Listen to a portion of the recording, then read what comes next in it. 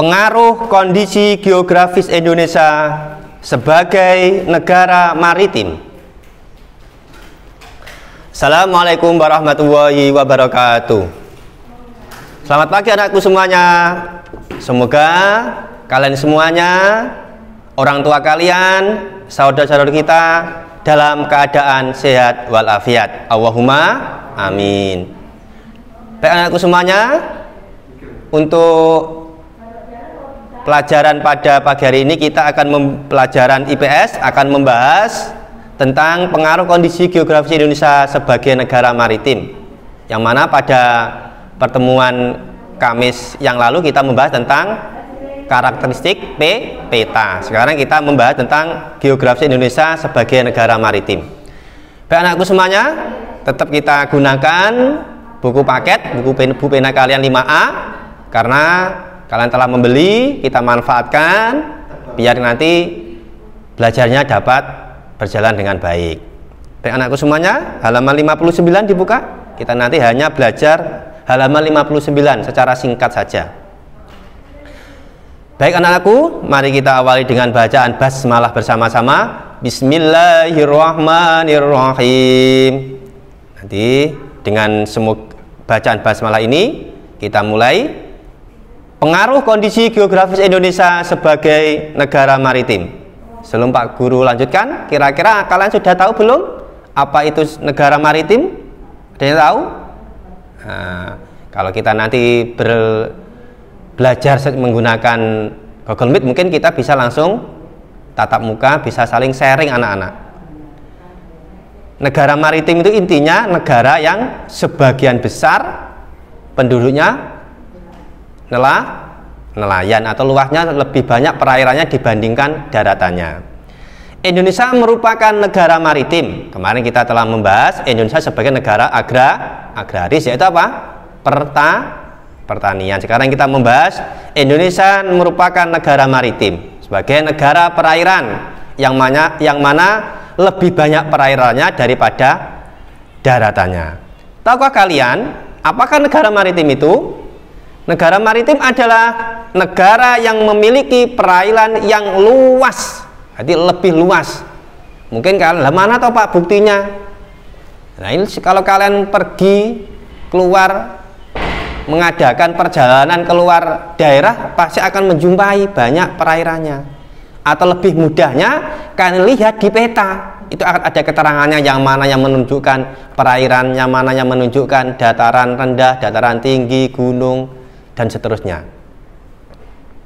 Luasnya perairan di Indonesia berpengaruh pada mata pencarian masyarakatnya. Jadi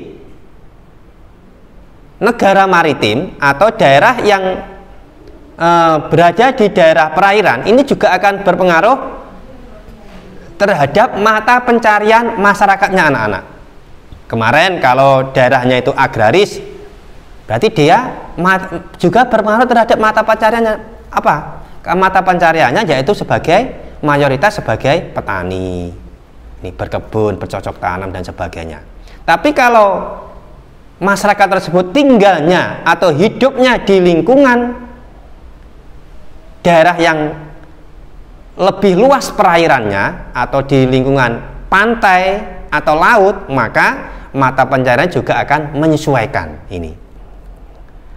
Masyarakat yang tinggal di daerah pesisir biasanya memiliki mata pencarian sebagai nelayan. Ini mungkin kalau kita paling dekat mungkin di Pacitan, di Teleng Ria, itu kan juga termasuk dekat. Itu juga sebagian besar mata pencariannya sebagai nelayan. Di Parang, Tritis, di Jogja itu juga sebagai nelayan. Petani garam ini juga bisa. Petani tapi membuat garam, bukan petani seperti di sekitar kita, lingkungan kita, mungkin petani jagung, padi dan seterusnya. Petani kelapa, ini pohon kelapanya juga banyak karena di daerah perairan ini. Pembudidayaan mutiara, pedagang atau pemandu wisata. Bahkan mereka sebagai pemandu wisata. Kenapa kok ada pemandu wisata? Mungkin dia berasal dari mancanegara anak-anak. Jadi yang membutuhkan warga atau penduduk sekitar untuk menjelaskan daerah-daerah mana yang perlu dikunjungi.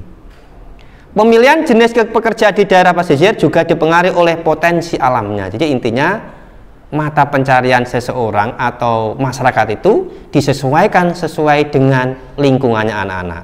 Kalau lingkungannya pantai, laut berarti menyesuaikan.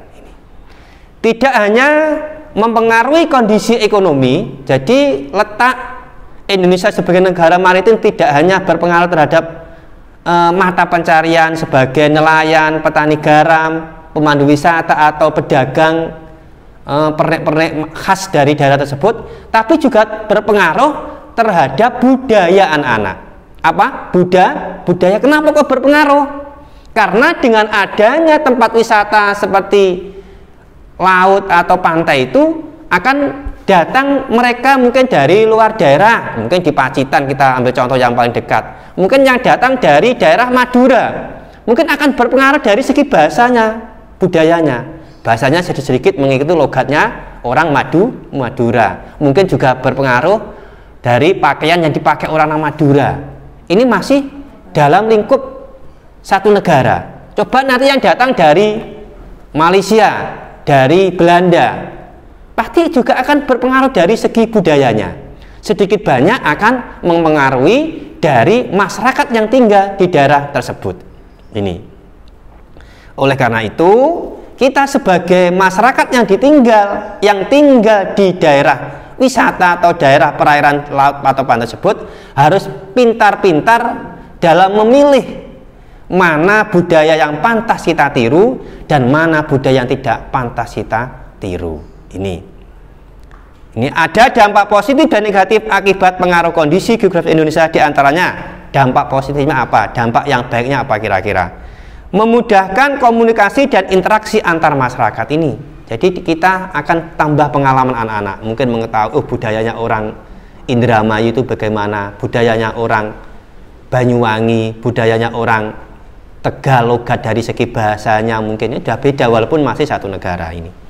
Pengaruh budaya yang baik dari dalam atau luar daerah sehingga memperkaya keragaman budaya yang ada. Jadi menambah keragaman, keanekaragaman, bermacam-macam budayanya. Ini positifnya.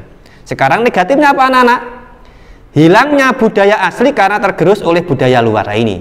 Karena mungkin mereka jarang keluar, mungkin mohon maaf kurang keluar dari daerahnya, ada datang dari negara lain, mungkin dari segi pakaiannya yang kurang mencerminkan budaya Indonesia, dia ikut-ikutan. Dari segi rambutnya mungkin ada yang diwarna juga ikut-ikutan. Ini namanya dampak budaya yang negatif, tidak perlu kita contoh anak-anak.